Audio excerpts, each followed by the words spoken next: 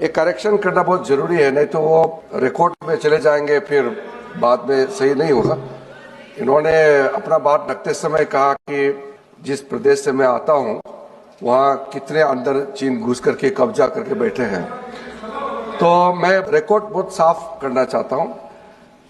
1962 में जब चीन आक्रमण हुआ 10 अक्टूबर को असम के मिसामारी तक पहुंचे चीन की आर्मी, फिर वहां 21 नवंबर को सीज फायर करके वो पूरे के पूरे वापस विड्रॉ करके चले गए।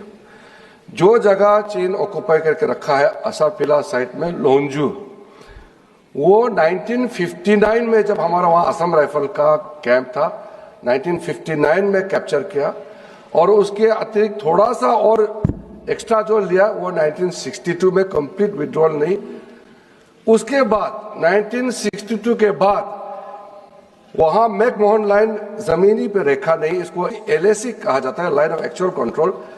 1 इंच, कई सरकार आए हैं 1962 के बाद अरुणाचल प्रदेश में 1 इंच चाइना ने एक्स्ट्रा ना अंदर घुसा है ना जमीन लिया है। ये रिकॉर्ड क्लियर होना चाहिए। ओके।